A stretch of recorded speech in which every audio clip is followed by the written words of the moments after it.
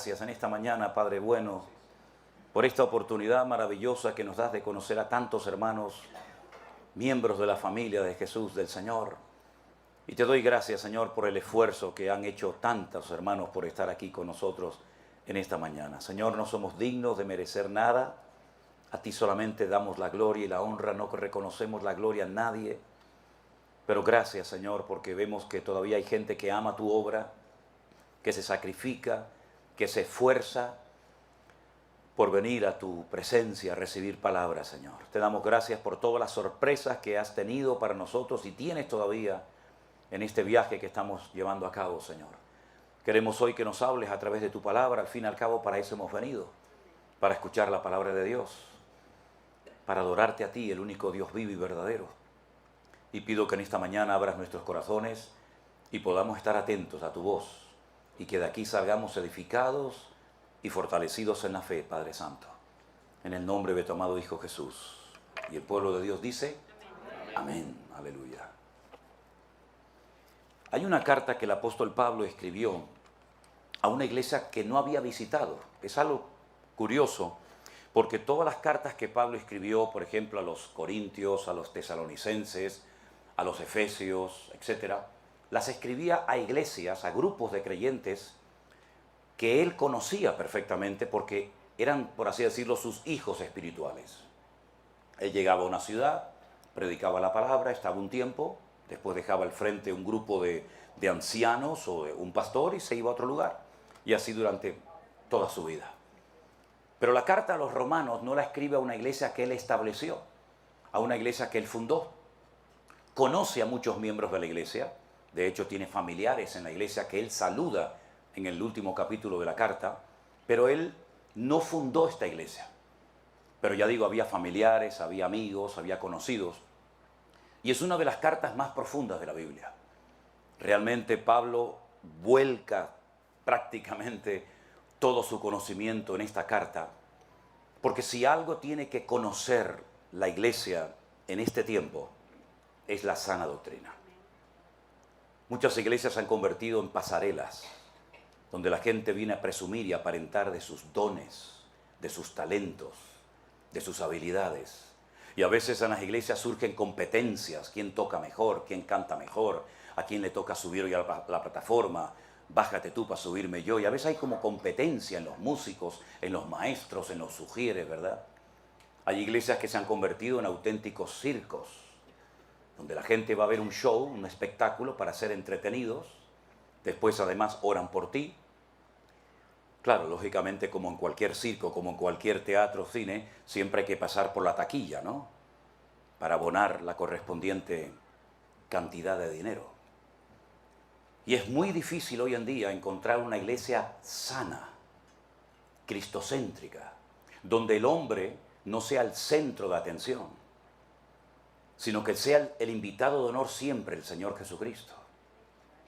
Y tenemos que luchar, si me permiten la expresión, con uñas y dientes, para que jamás en nuestras congregaciones el hombre desplace a la figura principal, que es la de nuestro Señor Jesucristo. Veo que hay muchos ministerios donde aparece el hombre por todas partes.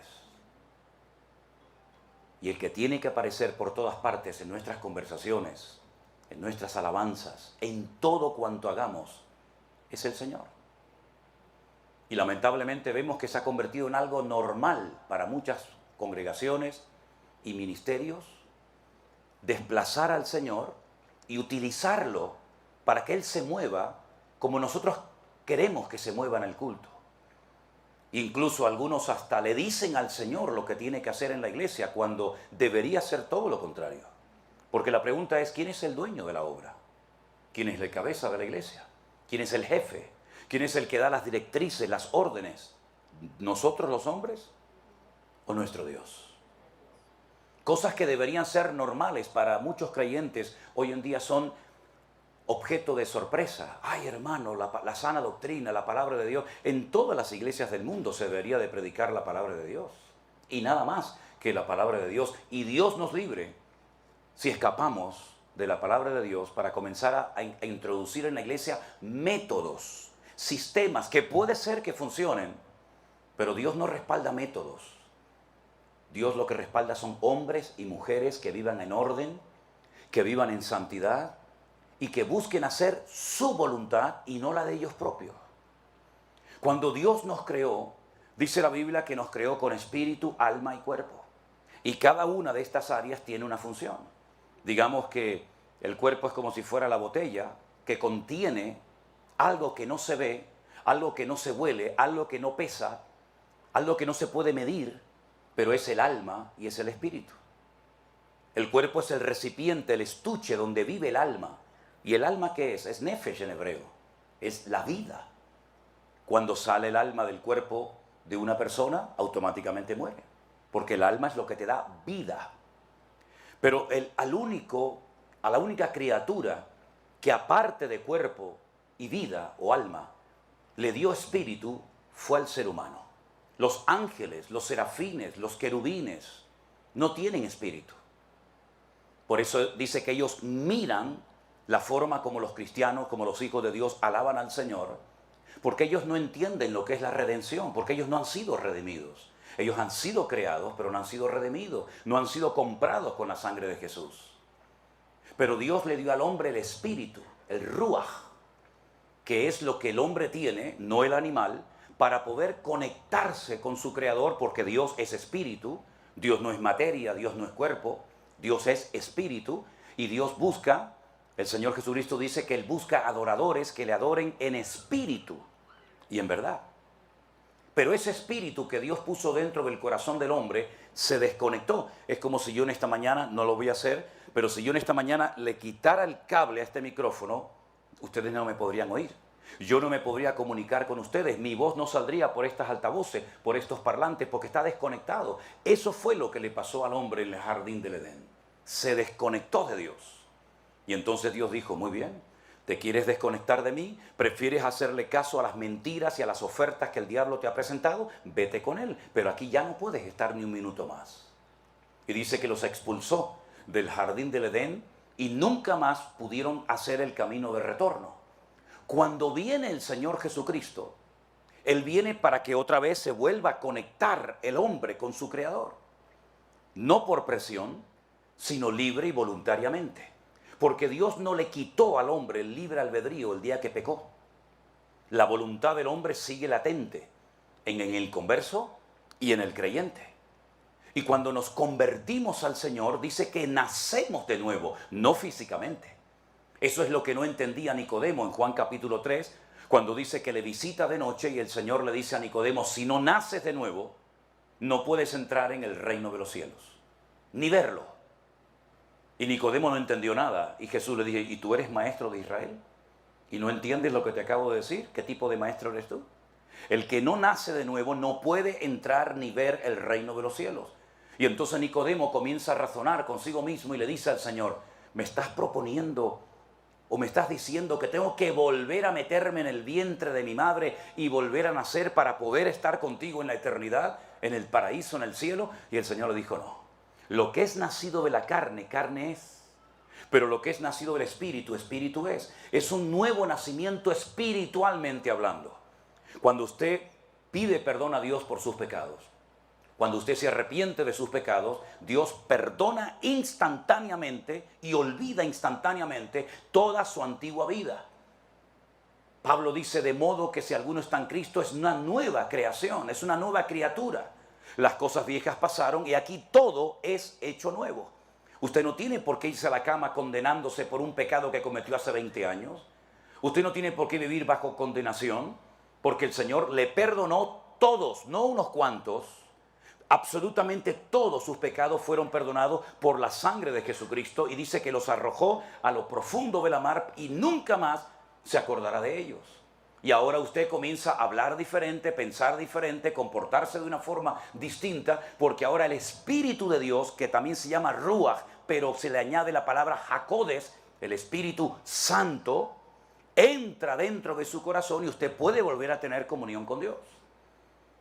Por eso dice Pablo en Efesios capítulo 2, verso 8, Él os dio vida cuando estabais muertos. Y uno dice, yo nunca me morí, yo nunca estuve muerto.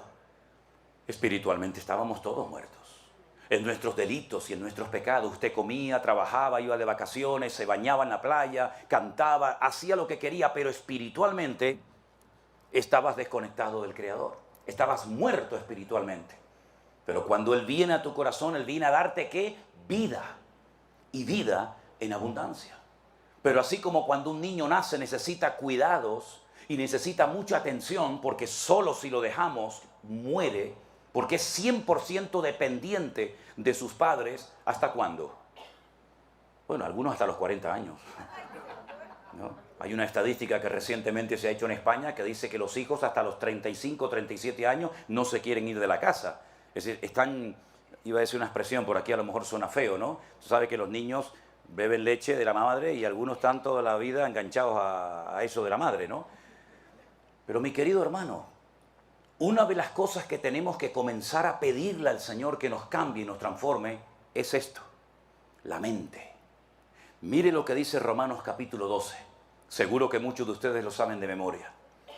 Así que hermanos, Pablo dice, os ruego por las misericordias de Dios que presentéis vuestros cuerpos en sacrificio vivo, santo, agradable a Dios, que es vuestro culto racional.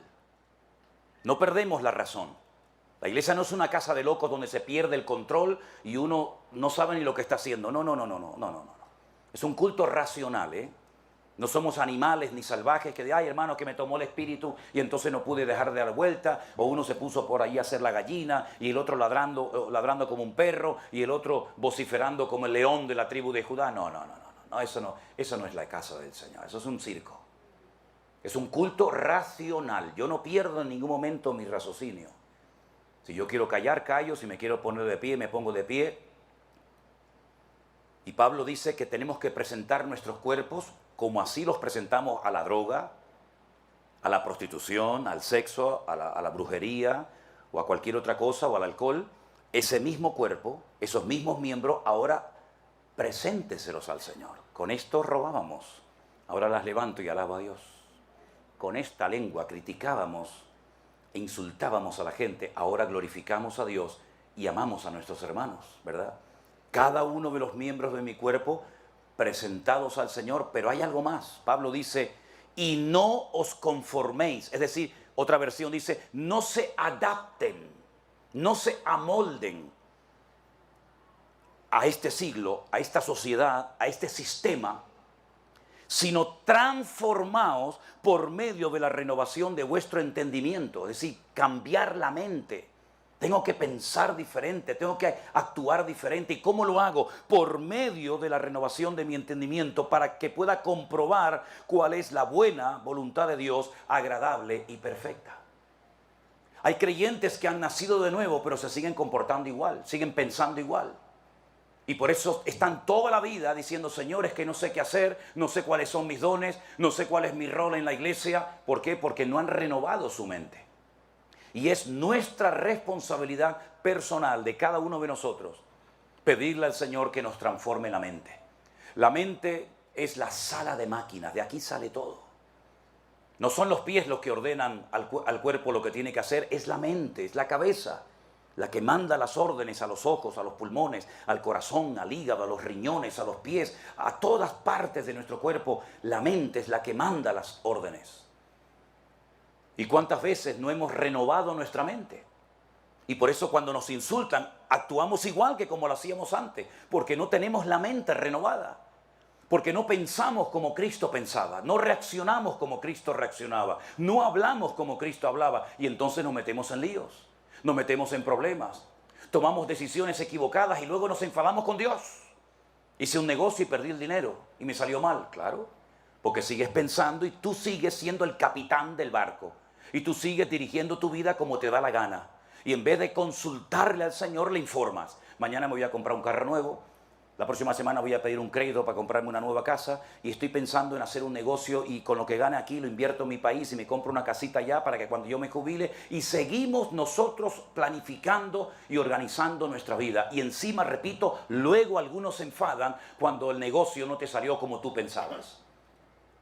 Transformaos por medio de la renovación de vuestro entendimiento. Y vas a vivir tu vida cristiana como antes eras, con precipitaciones, con enfados, con enojo, ¿verdad? Con desánimo, porque la sala de máquinas Dios no ha entrado y la ha limpiado. Dicen que había en Grecia, en la Grecia antigua, un hombre que enseñaba a la gente a hablar en público. Daba clases de oratoria y cobraba dinero. Ustedes quieren hablar en público, quieren utilizar sanas y sabias expresiones, vengan que yo les enseño. Y un día apareció por allí un muchacho que le dijo a este maestro, a este filósofo griego muy conocido, le dijo, yo quiero que usted me enseñe a hablar en público, a expresarme bien, quiero que me dé clases. Y este señor le dijo, muy bien, a ti te voy a cobrar el doble. Le digo, ¿por qué?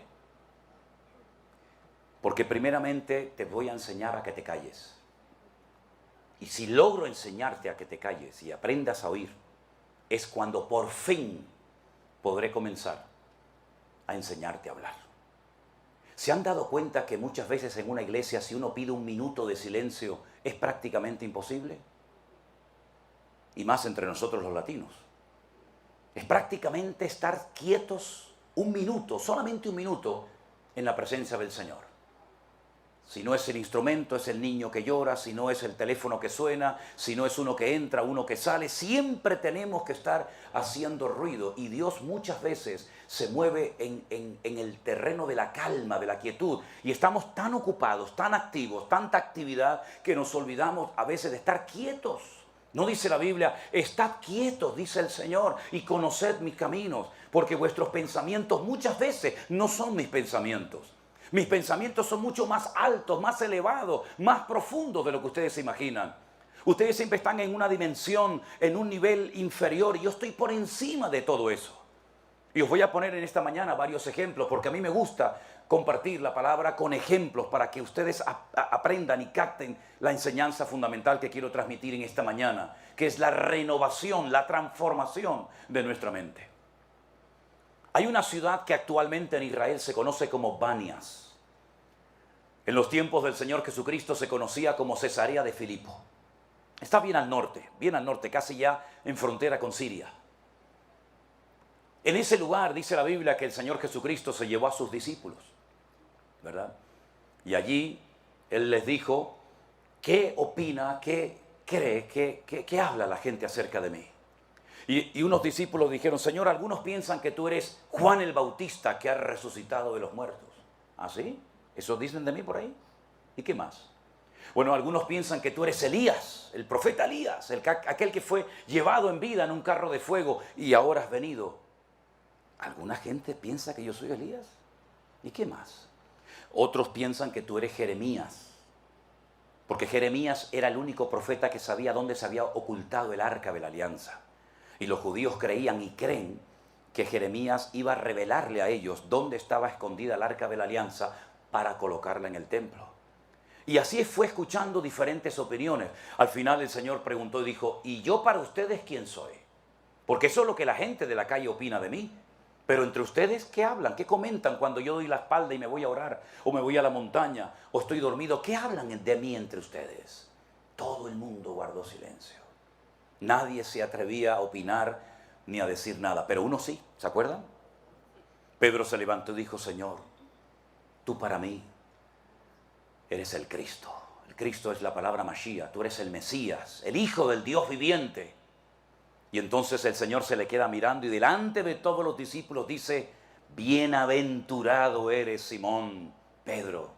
Porque esto que acabas de decir no te lo enseñaron en la escuela, ni en la sinagoga, ni ningún rabino, sino fue una revelación que mi Padre te dio ahora mismo. Bienaventurado eres Simón, Pedro.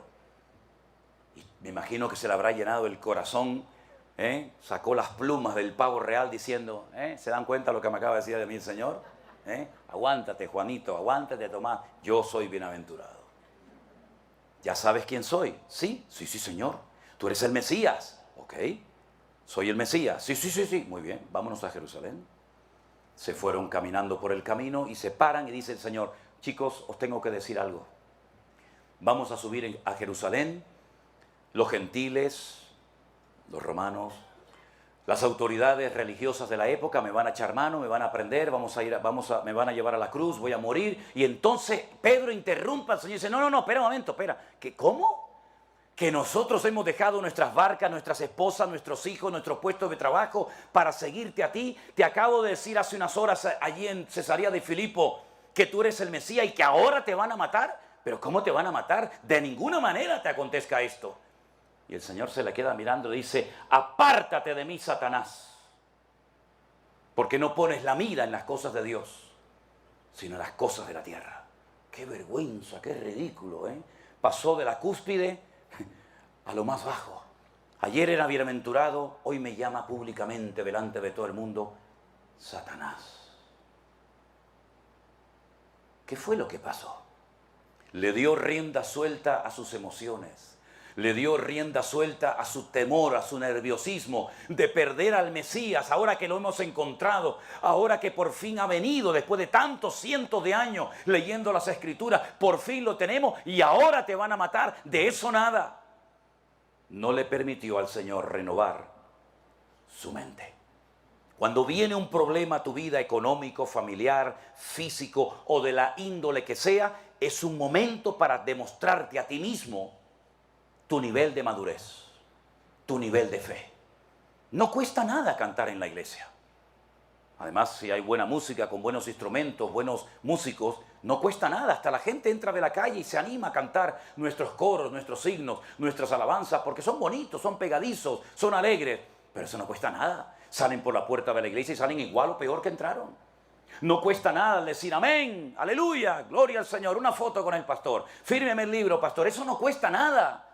Lo que cuesta es demostrar cuando llega el momento de la realidad si verdaderamente usted ha entendido el Evangelio o no lo ha entendido. Y creo, Pedro, que tú te emocionaste en Cesarea de Filipo. Creo que te precipitaste y no fuiste consciente del peso, de la profundidad de las palabras, de la declaración que acabas de hacer. Y ahora ha salido el verdadero Pedro. Y es que dice la Biblia que de la abundancia del corazón habla la boca.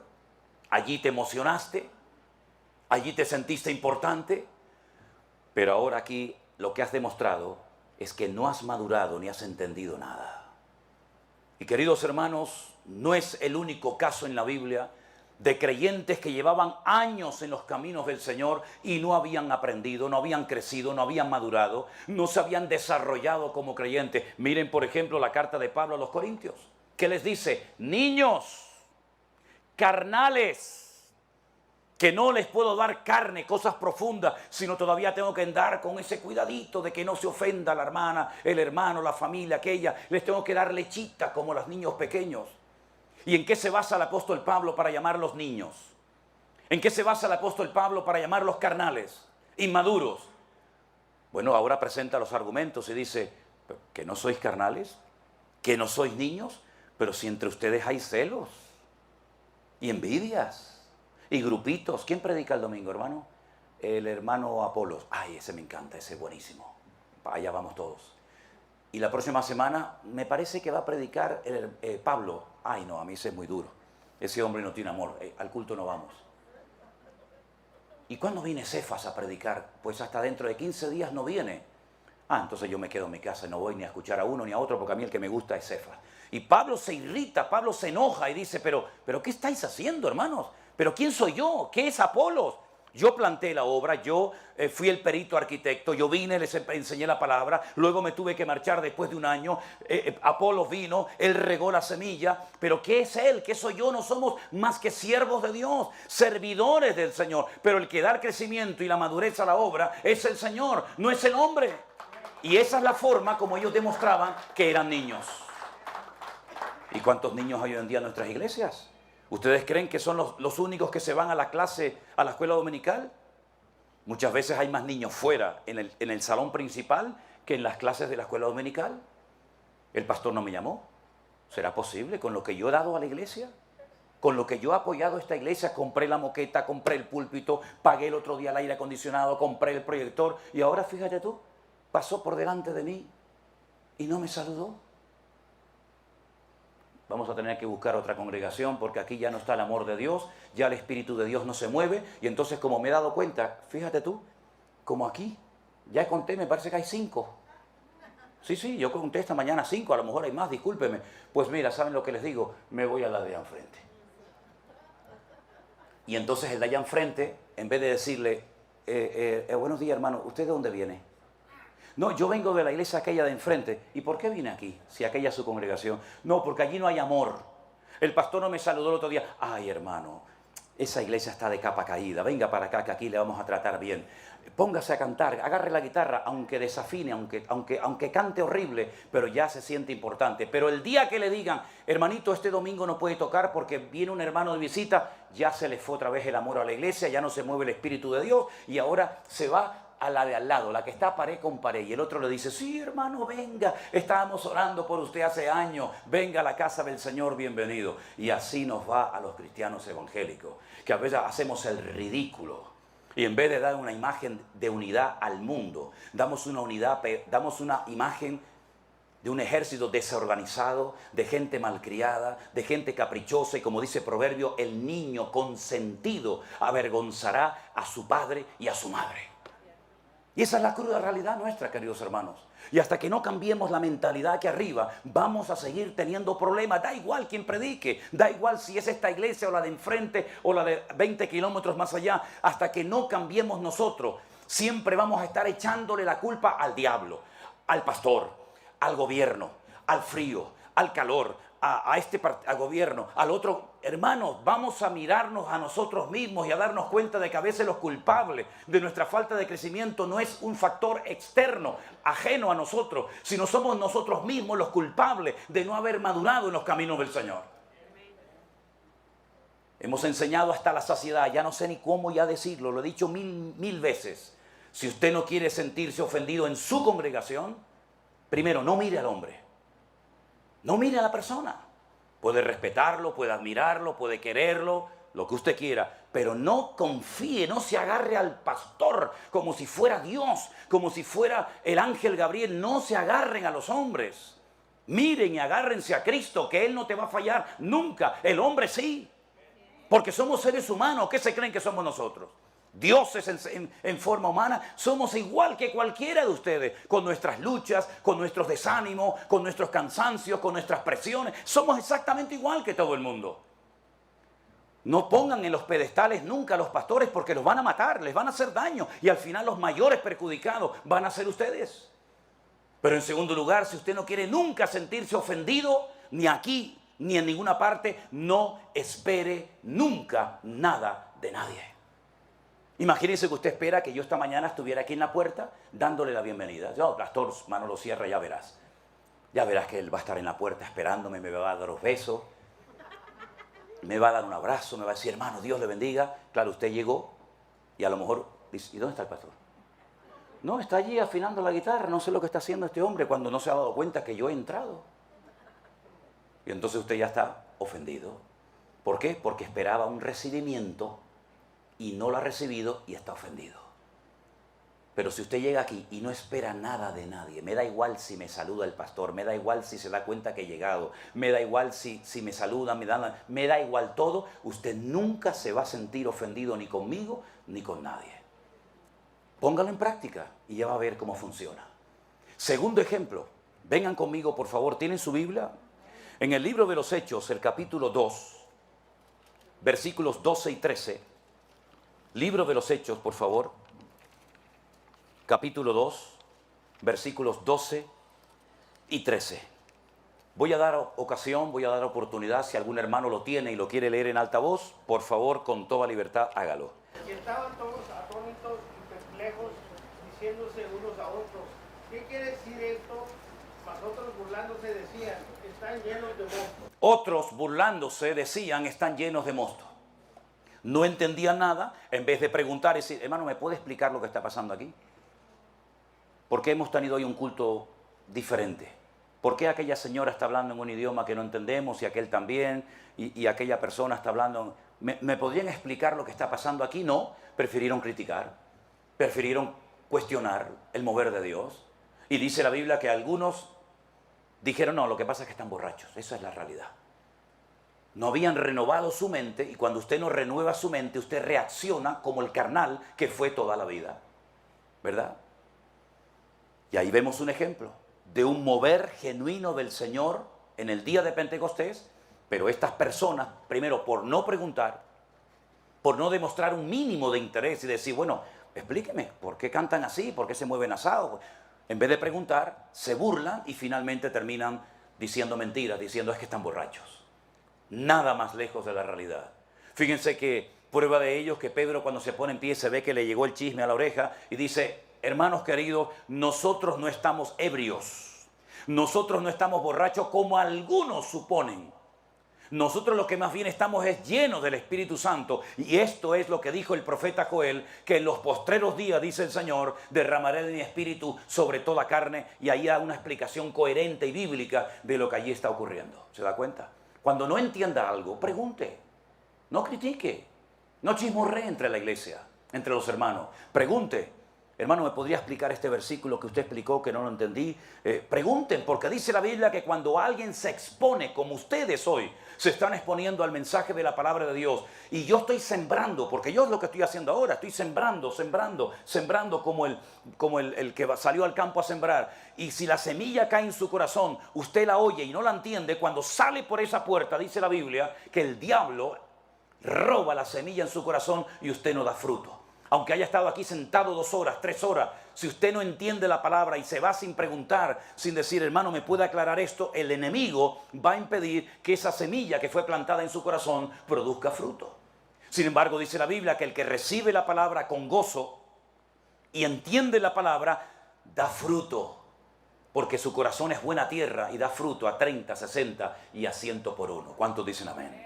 Pablo llega de un largo viaje misionero, se reúne con los apóstoles de Jerusalén y le dice, mira, como se están comentando muchas cosas por allá cerca de ti, coge a estos 4 hermanos, rápense la cabeza, era un rito que hacían los judíos en aquella época según la ley de Moisés, y para acallar las voces y para que no haya líos, vayan al templo, se rapan la cabeza, pagas lo que tengas que pagar y así ya todo el mundo tranquilo. Él dice, bueno, si ustedes quieren que yo haga eso, esto no sirve para nada, pero si quieren que lo haga, yo lo hago. Llega al templo y lo ve y lo ven que va acompañado por hermanos que no son judíos, que no entraron al templo, no entraron al templo, pero la multitud, algunos, pensaron que Pablo estaba faltándole el respeto al templo, profanando el templo, metiendo a extranjeros, que no se podía hacer, metiendo a extranjeros en aquel momento en la casa de Dios. Y se armó un revuelo, hermano, se armó un lío en la ciudad que no lo mataron de milagro. Tuvieron que intervenir las autoridades, ¿verdad? Los romanos, lo tuvieron que quitar de la multitud, porque si lo dejan 5 minutos más, lo revientan, lo matan, lo destrozan al pobre apóstol Pablo. Porque pensaban, mentira, pero ellos pensaron que había profanado el templo. Cuando le damos lugar a malos pensamientos, las consecuencias son terribles.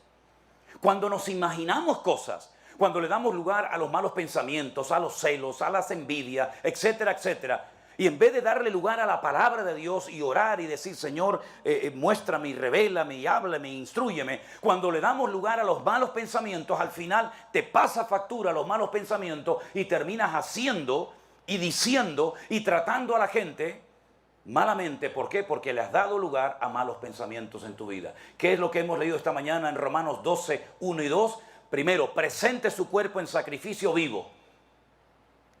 Y en segundo lugar, transfórmese por medio de la renovación de vuestro entendimiento para que usted pueda comprobar cuál es la santa, buena y agradable voluntad de Dios para su vida. ¿Cuántos dicen amén? Y el último ejemplo. Llegan del cautiverio en Babilonia. 70 años estuvieron cautivos en Babilonia. ¿Conocen la historia? ¿Sí? El pueblo de Israel entra en la tierra prometida. 12 tribus, 12 familias. Con el paso del tiempo el país se divide en 2, norte y sur. El norte se va a llamar Israel, el sur se va a llamar Judá. Una guerra civil, el norte contra el sur, terrible. Los asirios atacan las tribus del norte, se las llevan fuera de Israel y nunca más volvieron hasta el día de hoy. Están esparcidos por todo el mundo. Las tribus del sur, en vez de aprender la lección de los hermanos del norte y en vez de obedecer al Señor y en vez de acatar la palabra y obedecer los mensajes de Jeremías, siguen con la idolatría, siguen con la desobediencia, siguen con el relajo, siguen con el desorden y finalmente Nabucodonosor, rey de Babilonia, ataca la ciudad y se los lleva a miles cautivos a Babilonia y otros por supuesto murieron en Jerusalén. El Señor les dijo, 70 años os voy a sacar de aquí, os voy a llevar a otro país con otra cultura, otro idioma, todo diferente por desobedientes y para castigarles. 70 años. Habían estado 490 años en el país. 490 años sin salir. Cada 7 años tenían que dejar reposar la tierra. No se podía sembrar. Cada 7 años usted no siembra nada. Usted no se preocupe que no le va a faltar de nada porque la cosecha del año anterior va a ser tremenda. Fíjense de mí, créanme a mí. Nunca cumplieron con esta ley que se llama Shemitah. La ley de dejar reposar la tierra cada 7 años. No la cumplieron. El Señor dijo, no lo quieren hacer a las buenas. Ya verás cómo lo vas a hacer a las malas. Si estuvieron 490 años en el país sin guardar la ley del descanso de la tierra, ¿cuántos años no cumplieron la ley de Dios? 70. 70 por 7, ¿cuánto es?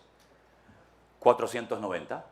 Entonces, como me deben 70 años de obediencia y no lo has querido hacer a las buenas, ya verás cómo lo vas a hacer.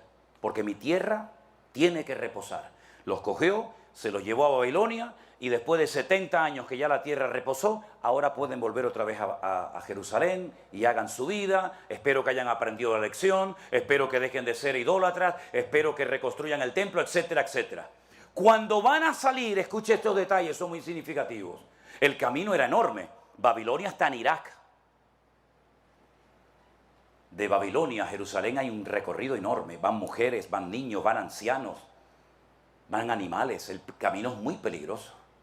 Entonces le dicen a Esdras, a Nehemías, oye, ¿por qué no le dices al rey que mande soldados con nosotros para que nos defiendan el camino? Y dicen, ¿cómo? Que yo le pida ayuda militar al pagano Nabucodonosor, pero es que acaso no creemos nosotros en un Dios todopoderoso que nos va a cuidar. ¿Es que acaso no es un milagro que nos dejen salir y volvamos a nuestra tierra? Entonces dijeron, bueno, está bien, no le pidas ayuda al enemigo. Salieron con las alforjas llenas. El rey les dio dinero, el rey Ciro les permitió volver, llevaron oro, plata, llevaron todo lo necesario para reconstruir sus vidas y el templo de Jerusalén. Llegan a Jerusalén, escuchen bien, llegan a Jerusalén y cogen todo ese dinero que tenían para levantar la casa de Dios. ¿Y qué es lo que hicieron?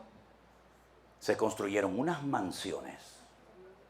Ellos, unas casas espectaculares, tremendas. Y por allí apareció un profeta llamado Joel. Pueden leerlo en la Biblia, lo tienen en sus Biblias. Llega Joel y les dice, ¿qué hicisteis con todo el dinero que trajisteis de Babilonia para construir la casa del Señor? ¿Dónde está? Dice, bueno, lo hemos usado. ¿Lo hemos usado para qué? Para construir nuestras casas. Para construir vuestras casas. ¿Y por qué no habéis construido la casa de Dios, el templo? Dice, porque aún no es el tiempo. Léanlo en la Biblia. Aún no es el tiempo. Que no es el tiempo. Qué curioso. No es el tiempo de comenzar a trabajar en la obra de Dios, pero sí es el tiempo para trabajar en tu negocio. Nunca tienes tiempo para las cosas de Dios, pero para ti siempre tienes tiempo y si no lo buscas. ¿No se han dado cuenta de que hace tiempo que no llueve? Les decía el profeta Joel a ellos. ¿No se han dado cuenta ustedes, los agricultores que van al campo, siembran un montón el campo y a la hora de la cosecha no recogen prácticamente nada? ¿No se han dado cuenta de que el país económicamente no levanta cabeza? ¿No se han dado cuenta de que cuando cobras el sueldo, la paga semanal, mensual o quincenal o como sea, aún no la has cobrado, aún no la has metido en el bolsillo y ya como que se ha ido? ¿No te das cuenta que aunque trabajes y trabajes, nunca te llenas y nunca logras pagar todas tus deudas? Y le dijeron, es verdad, es verdad. Las cosechas son un desastre, no llueve, el dinero nunca nos alcanza. ¿Por qué será? Y ahora Joel le dice, porque os habéis olvidado de vuestro Dios. Porque estáis exactamente igual o peor que hace 70 años. No habéis aprendido nada. Y yo la carga que tengo en mi corazón es la siguiente. Hace 2 años, por primera vez en la historia de la humanidad, Dios permitió que a millones y a millones de seres humanos, por supuesto incluidos nosotros los cristianos, nos encerraran dentro de nuestras casas. Yo no sé cómo fue aquí en Estados Unidos, pero sí sé cómo fue en España. Vivíamos dentro de la iglesia en aquel tiempo. Y durante 2 meses largos teníamos que predicar, hacíamos los cultos exactamente igual, los jueves y los domingos. Pero ¿a quién le predicábamos? ¿A quién? No sé cuántos de ustedes, si alguien aquí vio aquellos cultos de marzo del 2020, no sé si los vieron. ¿A quién predicaba yo, hermano? A sillas vacías. Pero nunca dejamos de confiar en el Señor. Dios proveyó todas nuestras necesidades y más de lo que nos podíamos haber imaginado en la vida. Y fuimos fieles en lo poco. Y el que es fiel en lo poco, Dios le da en el futuro cosas que ni su imaginación se podía haber imaginado.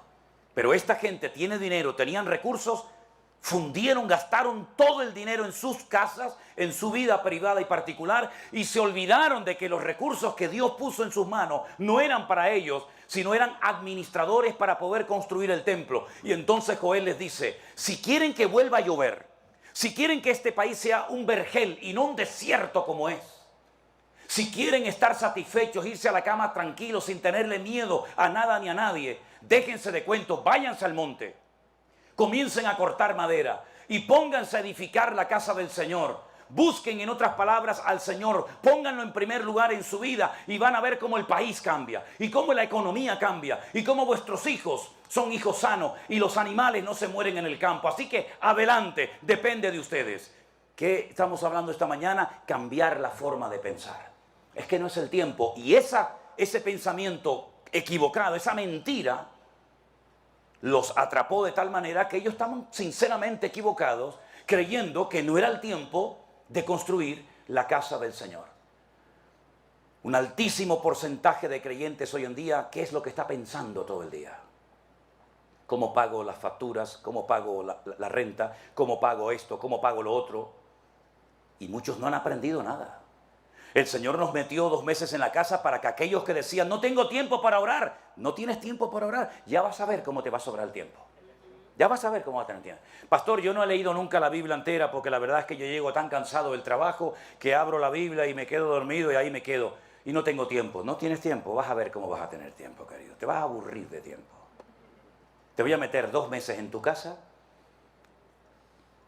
y vas a entrar en contacto con un muchacho o una persona de 15.000 kilómetros de distancia aquí que te va a predicar todos los días. Y vas a tener un programa donde vas a tener la oportunidad de hacer preguntas a un pastor para que te las responda.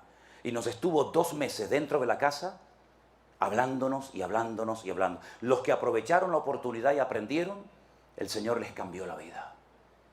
Pero el que no quiso aprender, ni con 6 meses, ni con 20 años de confinamiento van a aprender. Porque hay un refrán, hay una expresión en Israel que dice, al avispado, al listo, al sabio, con una mirada, lo entiende todo. Pero al torpe y al desobediente, ni tirándole piedras, reacciona. Y Dios ha tenido una paciencia y una misericordia con nosotros. Y cosas que habíamos oído y cosas que habíamos leído en la Biblia, pues las pudimos vivir en carne propia. Cuando de rodillas al lado de mi cama le dije al Señor, Señor, tengo que cerrar la iglesia por primera vez en 40 años que llevo de pastor sirviéndote. Nunca he cerrado una iglesia y ahora me obliga la autoridad a cerrarla. Nosotros no tenemos propiedades, ni a nivel personal, ni a nivel de iglesia. No tenemos ninguna propiedad de edificios, de templos, no, todo es alquilado, todo. Tenemos un Goodwill, no lo llaman aquí así, una tiendita de segunda mano, donde la gente viene, compra alguna ropita, algún zapatito, si no tiene se le regala igualmente. Y con eso, mensualmente, logramos casi pagar los 1.500 euros que tenemos que pagar del alquiler todos los meses. Lo tuve que cerrar también. Y le dije, Señor, sin el Goodwill, sin el rastro, sin la iglesia, nadie va a venir. Ahora, Dios mío, le dije yo a él, tienes una oportunidad maravillosa, Señor, para demostrar si esta obra, si esta iglesia es tuya.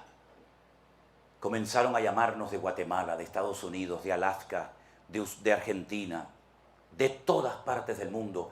Y la gente nos mandaba $20, $30, $60, $80, $600, $40. Y todos los días teníamos que ir al Western Union o al MoneyGram gente nos mandaba dinero que no sabíamos ni de dónde eran y pudimos pagar durante los meses de confinamiento el alquiler, pudimos comer, pudimos pagar la luz, pudimos pagar el agua y el Señor nos demostró que no necesita ni tu diezmo, ni tu ofrenda, ni primicias, ni historias raras, sino que Él es el Dios de la plata y del oro y que Él es galardonador de los que le buscan. Nunca pedimos dinero a nadie, jamás, sino hacíamos lo que nos enseñó nuestro Señor Jesucristo a hacer. Entre en su aposento, cierre la puerta y su Padre que lo ve en secreto lo recompensará en público. Eso es lo que dice la Biblia. Buscad primeramente, ¿qué? El reino de Dios y su justicia y todo lo demás vendrá por añadidura. ¿Y qué es lo demás? Pues hombre, la comida, la gasolina, el vestido, etcétera, etcétera. Si lo buscas, no viene. Dice el Señor en su palabra, miren los pájaros del campo. Dígame, ¿dónde trabajan? Dígame, ¿en qué mall trabajan los pajaritos? Si van por la mañana con su corbatita, con su chaquetita, nada. ¿Y de qué vive tanto pájaro? Millones de pájaros, ¿de qué viven? Dice el Señor, vuestro Padre Celestial las alimenta. Así que si queréis comida, vestido y todas vuestras necesidades cubiertas, no caprichos, necesidades, que es otra cosa, buscadme a mí por la mañana temprano, clama a mí, yo te responderé y te enseñaré cosas grandes y ocultas que tú no conoces. Vinimos el día 9 de mayo dejando a nuestra hija embarazada y dejando la iglesia y dejando todo para venir aquí a Estados Unidos y a México a conocer a tantos y a tantos hermanos. Jamás preguntamos dónde vamos a dormir. Jamás preguntamos ¿y dónde vamos a comer? Jamás.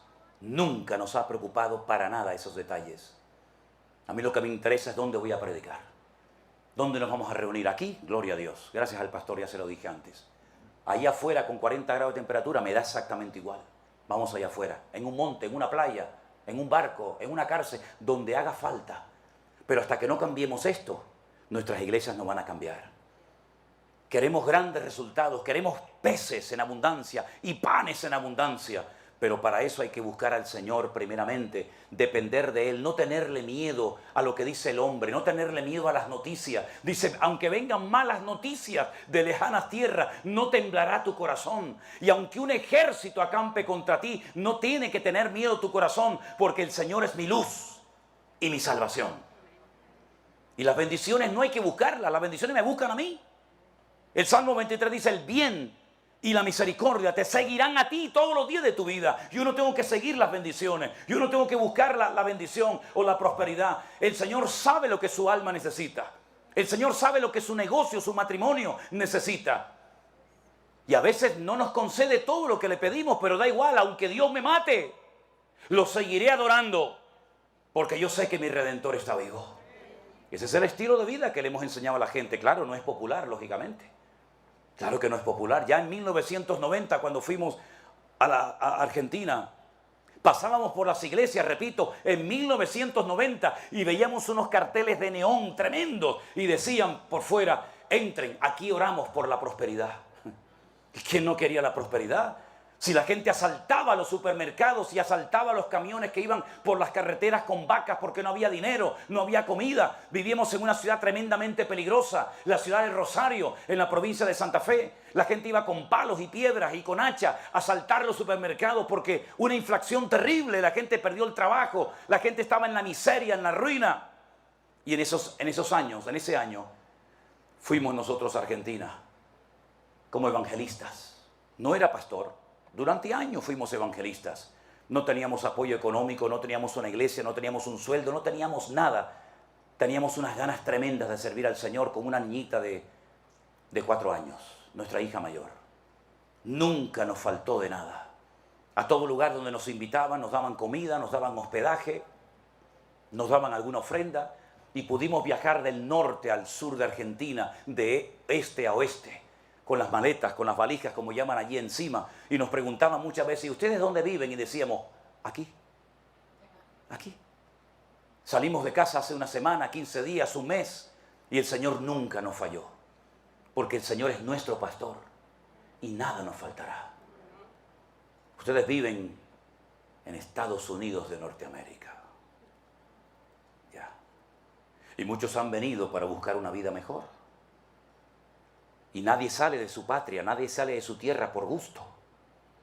La inmensa mayoría salen por necesidades de toda índole, ¿verdad? Pero yo les digo, queridos hermanos, no se dejen atrapar por la corriente de este mundo. Enamórense del Señor. Y a veces no por trabajar más, vas a tener más. El Señor sabe cuáles son tus necesidades y cuáles son tus limitaciones.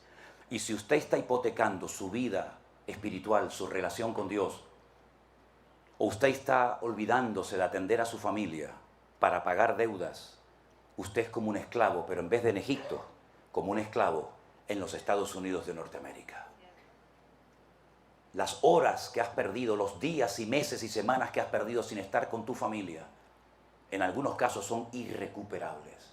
Es mejor comer pan solo, bocado seco y en paz, como dice Proverbios, con la bendición de Dios, que abrir la heladera, abrir la nevera y verla llena, pero no sabes cuándo fue la última vez que te sentaste con tu hijo a hablar con él y a darle un beso y a orar juntos como familia. Lamentablemente, queridos hermanos, a veces la corriente de este mundo atrapa a los cristianos, incluso a siervos de Dios, que están todo el día pensando ¿y cómo vamos a pagar el aire acondicionado? ¿Y cómo vamos a pagar el agua? ¿Y cómo vamos a pagar la renta? Lo último que nos tiene que preocupar a nosotros los cristianos es lo material. Cuando lo material desplaza lo espiritual, tenemos un gravísimo problema. Y me da igual si es en Japón, en España, en Estados Unidos, en Canadá o donde sea. Nuestra prioridad tiene que ser primeramente buscar a nuestro Dios. Y si buscamos a nuestro Dios, la bendición le va a perseguir y le va a alcanzar. Pero para esto hace falta un cambio urgente de mentalidad en la iglesia del Señor. ¿Usted está dispuesto a que el Señor le cambie la mente? ¿Usted está dispuesto a decir, Señor, me he convertido en un cristiano religioso? Como yo lo llamo en España, en un calientabancos, en un dominguero. Uno que viene al culto, se sienta ahí 1 hora, 2 horas, lo que haga falta, gloria a Dios, amén, amén, aleluya, y cuando sale por la puerta, Señor, ahí te queda, ahora soy yo el que voy a pelear, ahora soy yo el que mañana voy a trabajar, y entonces Dios dice, bueno, pues siga usted, tú eres tan listo, vete tú solito, mijo. Pero una vez hubo un muchacho que vivió así hasta que se dio contra la pared y dijo, ¿qué hago yo aquí? ¿Qué hago yo aquí cuando los jornaleros en la casa de mi padre comen y viven mejor que yo? Me levantaré, iré a la casa de mi padre y le diré, Padre, he pecado contra el cielo y contra ti.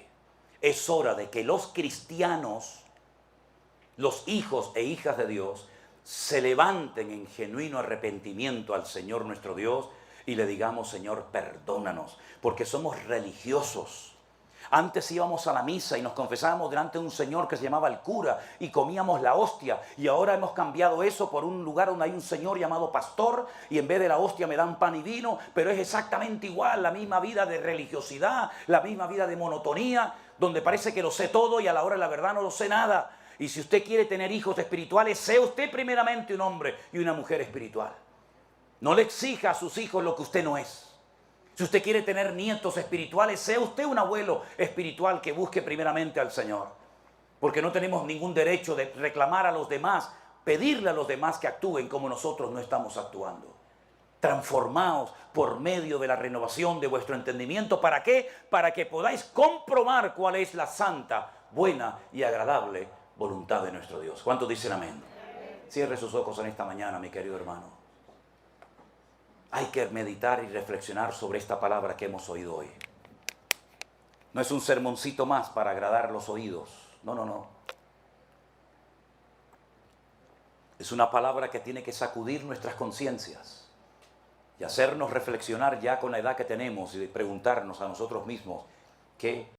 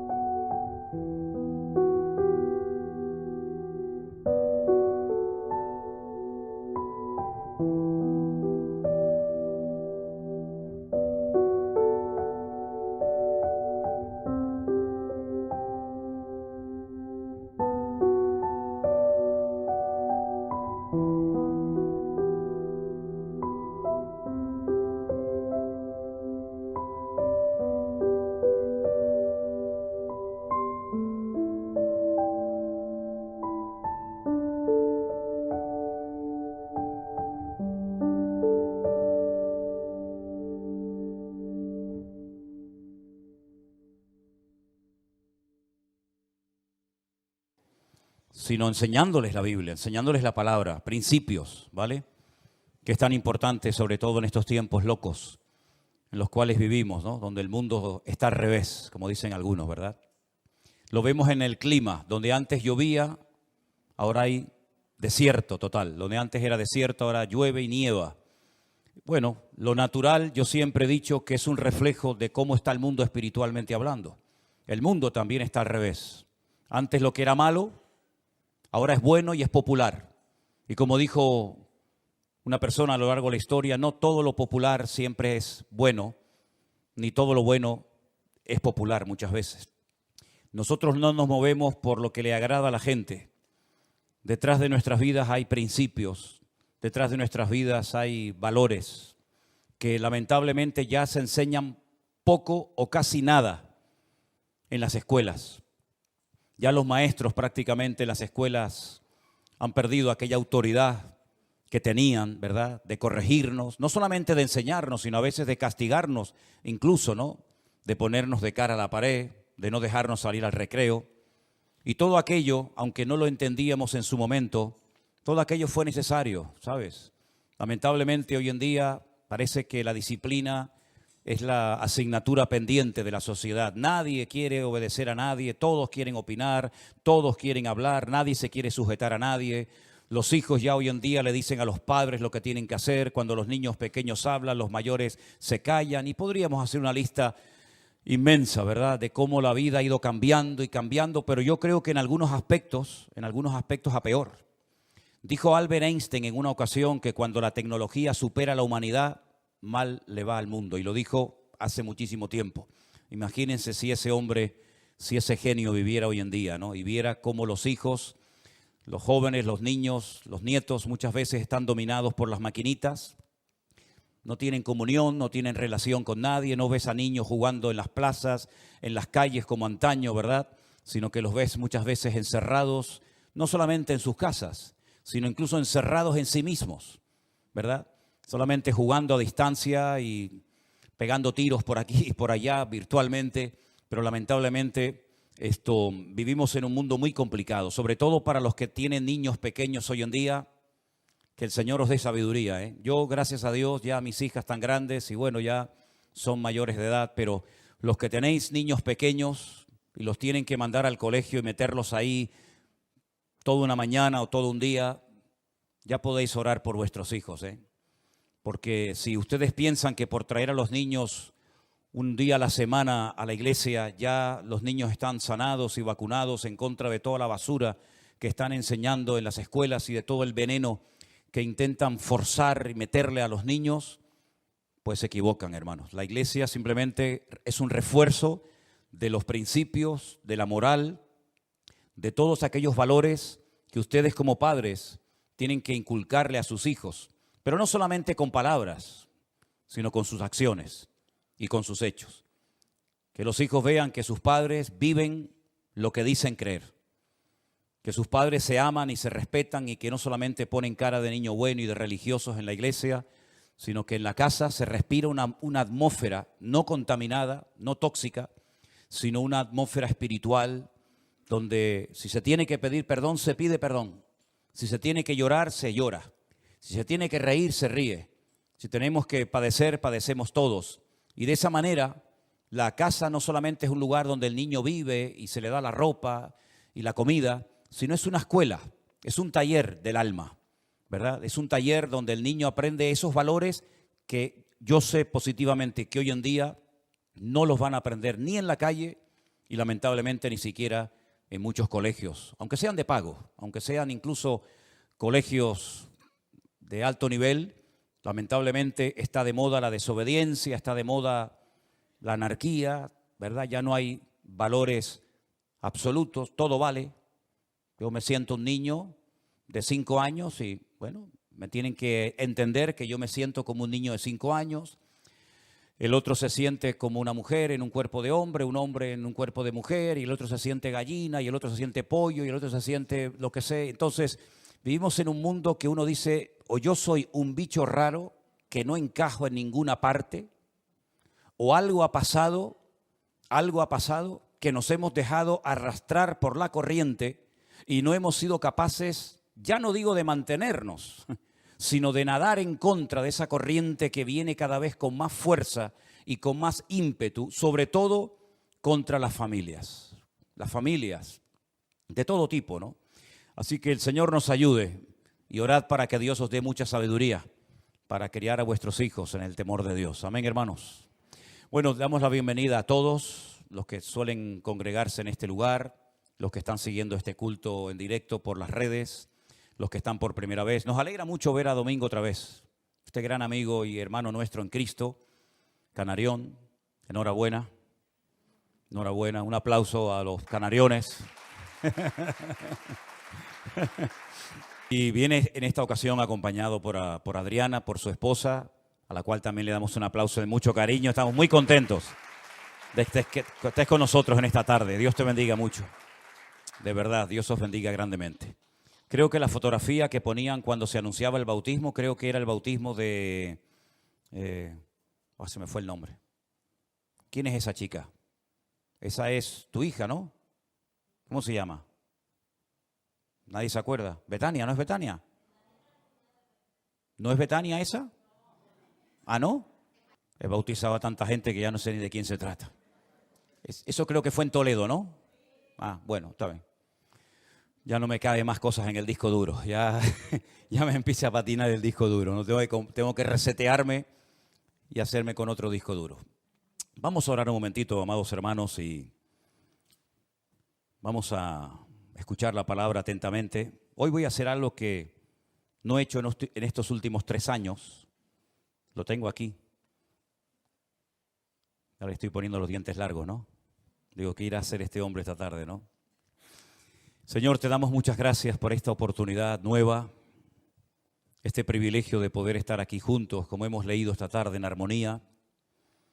Te pedimos, Señor, que todo lo que oigamos y aprendamos en el día de hoy sea de bendición para nuestras vidas y que tú nos ayudes a madurar, a crecer, a desarrollarnos bíblicamente para poder hacer las cosas en la vida, como dice tu palabra, Señor, decentemente y con orden, sin cometer errores, sin tropezar y caer constantemente para aprender algo, sino que hagamos caso y prestemos atención a la palabra que tú nos has regalado, Señor, tu Santa Biblia. En el nombre bendito de Jesús. Amén y amén.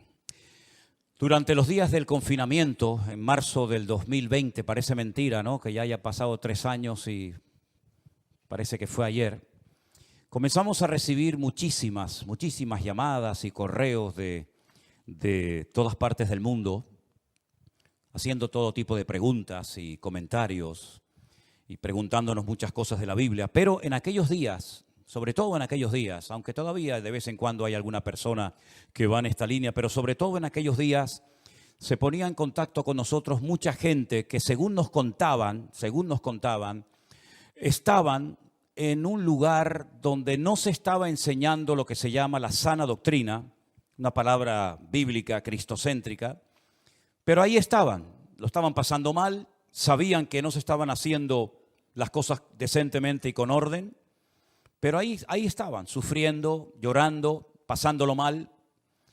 Y nos contaban de Perú, de México, de Argentina, de Estados Unidos, de todas partes del mundo. La gente nos decía, en mi iglesia se está enseñando esto, se está practicando esto otro. ¿Usted qué opina? ¿Qué dice la Biblia? En fin, fueron unos días de verdad muy intensos, tratando de ayudar a tanta gente confundida, que andaba en la ignorancia a pesar de que eran cristianos de años. Y en aquellos días me dio por escribir cosas. Yo me venían pensamientos y escribía. No suelo hacer eso, generalmente lo recuerdo, pero en aquellos días comencé a escribir. Y estos apuntes que yo tomé, que hoy los pasé a máquina, estaban con mi letra arameo hebraica, ¿no?, que a veces no la sé ni leer yo. La pasé bien escrita hoy a máquina, digamos, con el ordenador. Y estas cosas yo las escribí en marzo del 2020, en pleno confinamiento. ¿Por qué no salen algunas personas de lugares donde no están siendo ministrados sanamente, correctamente? Y yo decía, tu punto número 1, el miedo. por miedo. El miedo condiciona nuestra conducta y sin lugar a dudas nos impide tomar sabias decisiones. En aquellos días se ponían en contacto conmigo personas que se quejaban, que lo estaban pasando mal, pero que no se atrevían a salir de ese lugar donde estaban siendo mal adoctrinados. ¿Creen esas personas o alguien les ha hecho creer que si se van, todo les va a ir mal? Porque les han metido en la cabeza que no hay más allá de su iglesia local o de su denominación o del ambiente religioso en el que se han criado. Les han dicho que todos están equivocados menos ellos y que si se van serán unos rebeldes que no quieren someterse y por eso se van. Y yo puse entre paréntesis esclavos, marionetas, lavado de cerebro, porque eran cosas que yo reflexionaba en aquellos días, escuchando a aquella gente que nos llamaba y nos escribía y nos contaban sus tragedias personales. También hay gente que están muy cómodos a pesar de que lo están pasando mal. Tienen un cargo, un puesto que les da una seguridad, pongo esto entre comillas, ¿verdad? Les da una identidad y son víctimas del sistema. No saben vivir ni disfrutar de la vida sin hacer lo que hacen. Y yo puse en mis apuntes, perdonen si alguien se ofende, pobres desgraciados. Saben lo que tienen que hacer, pero no lo hacen, porque no están dispuestos a pagar el precio y viven una vida de hipocresía. Y cuando escuchamos el testimonio de nuestro hermano Osman, el pastor en Tierra Alta, en Colombia, él dijo, ¿se acuerdan en su testimonio? Viví como un hipócrita durante muchos años para guardar la compostura. Así que tenemos el miedo, la comodidad. En el punto número 3 yo puse en mis apuntes personales, falta de fe. Personas que dependen económicamente de lo que les dan y no saben o no quieren vivir de otra manera. Son los asalariados del siglo XXI, dependientes de los hombres y no de Dios. Los que los dominan y controlan sus vidas saben perfectamente que estas personas por un plato de lentejas son capaces de permanecer en el más absoluto silencio y no crear problemas, aunque en el fondo de sus corazones lo estén pasando mal. ¿Están ahí? ¿Siguen ahí? Así que hay muchos motivos por los cuales muchos no rompen con el patrón establecido, con lo que llaman cultura, sometimiento, como se dice hoy en día, con lo políticamente correcto. Y el reino de Dios se ha llenado de cobardes, de asalariados, de gentes sin un mínimo de amor propio, y así les va a muchos. Los ves cargados, tristes y hasta en algunos casos amargados y agotados. Han perdido la libertad gloriosa de los hijos de Dios y sin querer o queriendo han hipotecado su presente y su futuro. No pueden decidir por ellos mismos porque siempre hay alguien por encima de ellos que le dicen lo que tienen que hacer o lo que no tienen que hacer. Porque el líder o el ungido se ha convertido en el dueño y el amo de sus vidas. En estas cosas yo reflexionaba en aquel tiempo y entonces pensando en todo esto, ahora viene el mensaje de hoy que lo he titulado ¿Cómo salir de la cárcel? Como voy a predicar en una cárcel en Guatemala dentro de unos días o dentro de unas semanas, no voy a poner nunca el título de este mensaje cuando vaya a predicar, no sea que tenga serios problemas, decir, hoy os voy a predicar de cómo salir de la cárcel. Y me tomen literalmente en vez de la metáfora que quiero explicar y se monte un lío increíble, ¿no? El primer versículo que yo quiero compartir esta tarde con ustedes se encuentra en Gálatas capítulo 5, verso 1. Es un versículo muy conocido que dice así: Estad pues firmes en la libertad con que Cristo os hizo libres y no estéis otra vez sujetos al yugo de la esclavitud. Pablo enfatiza en esta carta que una cosa es vivir en libertad y otra cosa es utilizar la libertad como pretexto para pecar. Cristo ha roto todas y cada una de nuestras cadenas para que nunca más volvamos a ser esclavos de nada ni de nadie. Porque la libertad que tenemos no es producto de nuestra sabiduría, de los años que tenemos, sino es producto de una obra perfecta que llevó a Cristo nada más y nada menos que a una cruz para morir por nosotros, para que nosotros viviéramos en libertad todos los días de nuestra vida y no fuéramos unos esclavos, repito, de nada ni de nadie. ¿Cuántos dicen amén? Por lo tanto, la libertad que tenemos es producto directo de haber conocido la verdad. Tenemos un texto aquí en el frontal de nuestra plataforma en la iglesia, que ya lo hemos recitado muchas veces. Conoceréis la verdad y la verdad os hará libres. Jesús dijo, yo soy el camino, yo soy la verdad y yo soy la vida. Por consiguiente, hasta que tú no tengas un encuentro, una experiencia con el autor de la libertad, con el autor de la verdad, no serás verdaderamente libre. Tú creerás que eres libre, pero en el fondo, como veíamos el otro día, cuando estudiábamos parte de la carta de Pablo a los romanos, eres un esclavo. Porque la Biblia dice que cuando alguien no puede dejar de hacer algo, sea lo que sea, se convierte en un esclavo de ese algo o de esa persona. Y hay personas que sin darse cuenta viven como esclavos. Esclavos de pasiones, esclavos de miedos, esclavos de temores, esclavos de tantas cosas que podríamos enumerar en esta tarde. Y Cristo precisamente vino a romper todas las ataduras y cadenas espirituales de nuestras vidas, para que podamos vivir en libertad desde que te levantas hasta que te acuestas, sin depender de nada, de nadie, de ninguna sustancia para sentirte un tanto eufórico y ponerte a caminar y a funcionar en la vida. Cristo quiere darte una libertad 100% genuina y real que nada ni nadie te la podrá dar en esta vida. Pero a veces el diablo nos quiere meter en nuestra cabeza miedos y temores. ¿Y saben por qué hay gente que siempre tiene miedo a algo? Porque el que vive mal, el miedo siempre le persigue. Esa es la pura realidad. Si tú no estás alineado 100% con Dios, si tú no vives, como oíamos hace poco un mensaje, en santidad, en orden, en obediencia, sometido a Dios y a su palabra, y no vives bien moralmente, espiritualmente hablando, el miedo siempre te perseguirá a donde quiera que vayas. Cambiarás de país, cambiarás todo lo que quieras, pero hasta que tú no seas capaz de liberarte de todos tus temores y derrotarlos una vez y para siempre, tú nunca serás verdaderamente libre.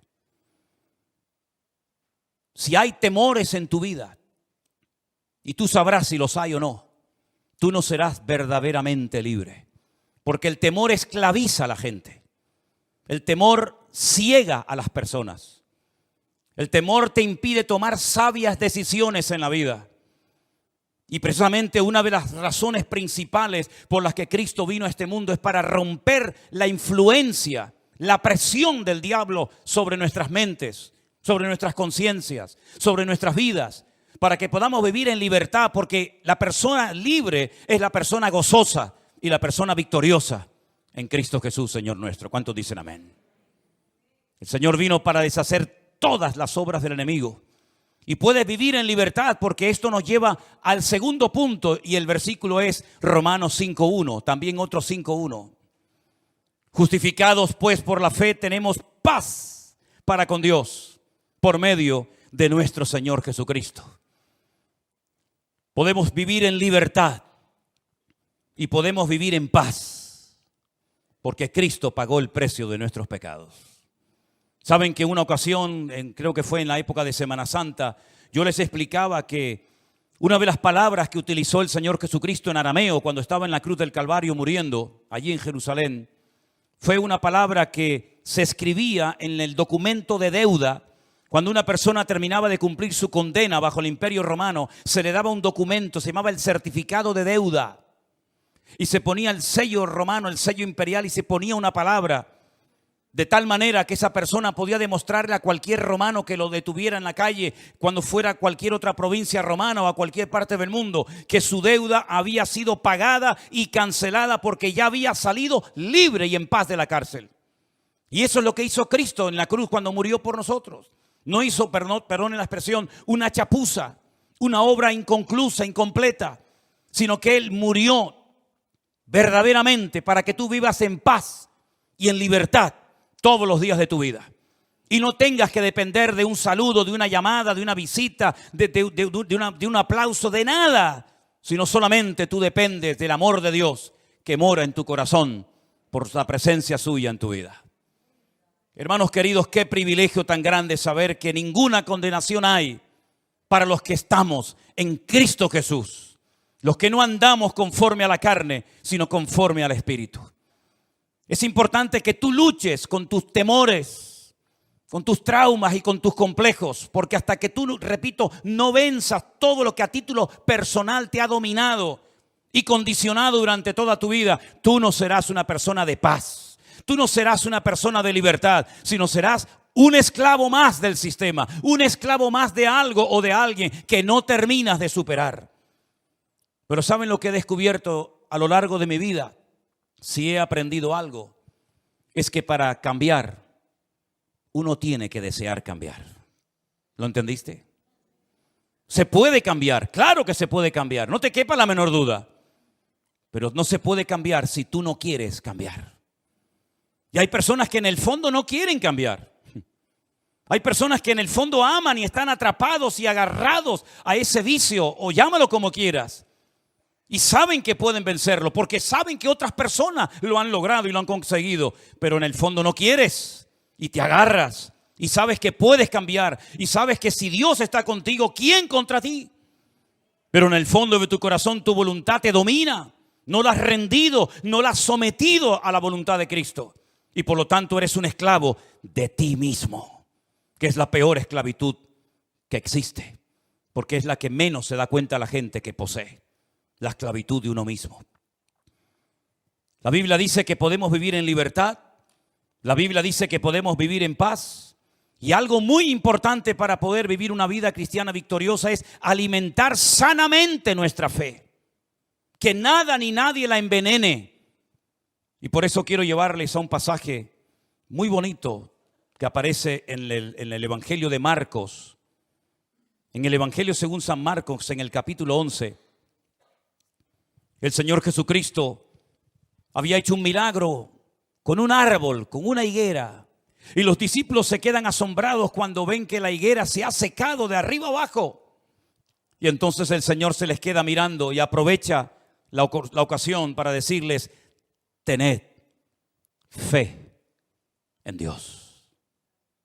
Marcos 11, 22. Tened fe en Dios.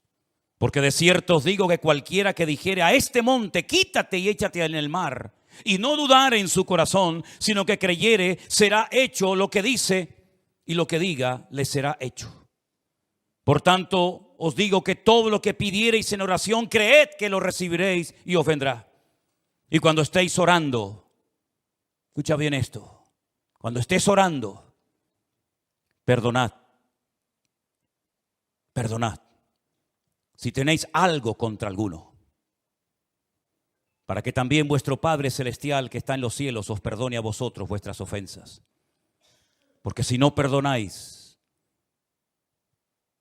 tampoco vuestro Padre que está en los cielos os perdonará vuestras ofensas. Hay una asociación entre el perdón y la oración, ¿verdad? Y uno dice, ¿qué tiene que ver el perdonar para poder orar con libertad ante Dios?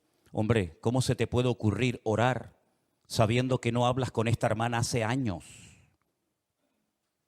¿Cómo te atreves a orar y pedir que Dios te use y te bendiga cuando esquivas el encontrarte con esta persona en el pasillo de la iglesia, o en la calle, o en el supermercado, o en el colegio, o a donde vayas? ¿Qué cristianismo te estás inventando tú?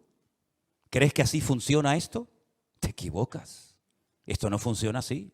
Aquí hay reglas fijas, reglas que no varían con el paso del tiempo, reglas que tuvieron que oír y practicar todas las generaciones de hermanos que nos han precedido en el pasado. Si estás orando y te acuerdas que tienes algo contra alguien, perdónalo. Porque si no lo haces, yo tampoco te voy a perdonar a ti. Es algo recíproco. Tú lo que haces es lo que vas a recibir. ¿Qué es lo que cosechamos en la vida? Lo que hemos sembrado. Y el que siembra generosamente, generosamente cosechará. Mas el que siembra corrupción, el que siembra para su propia vida y para su propia carne y su propio ego, de la carne segará corrupción y muerte. Por eso, mis queridos hermanos, no solamente tenemos que mantener nuestra libertad y no perderla por nada ni por nadie, y no perder nuestra paz por nada ni por nadie, sino alimentar adecuadamente nuestra fe. Y la pregunta obvia es, ¿y cómo puedo alimentar correctamente mi fe? Con la palabra de Dios. ¿Con qué limpiará el joven su camino? Preguntaba el salmista. Dice, con guardar tu palabra y tus mandamientos. En otras palabras, ¿de qué estás llenando tu vida? ¿De vanidades? ¿De tonterías? ¿O estás llenando tu alma y tu fe con la sana y bendita palabra de Dios, que es la que en un momento puntual puede traer fortaleza y ánimo y renuevo y visión y poder a tu vida? Así que si quieres mantenerte en la libertad que Dios te ha dado gratuitamente, y si quieres mantener la paz, sin lugar a dudas vas a tener que comer sanamente para poder tener salud espiritual y mental en tu vida. Porque hay tantas personas últimamente que están mal de la cabeza, y sobre todo jóvenes. Porque hay tantas enfermedades raras y extrañas que parece que antes no existían. Bueno, vayan a Deuteronomio capítulo 28 y dice que la consecuencia del pecado muchas veces son enfermedades de todo tipo, incluso enfermedades que no existían en aquella época, que vendrían en los últimos tiempos como consecuencia de la rebeldía y del pecado y de la desobediencia del hombre. Y lo estamos viendo, todos los días lo estamos viendo. Así que, mis queridos hermanos, nosotros somos los responsables principales de nuestra salud espiritual, no el pastor, no la iglesia, no la sociedad.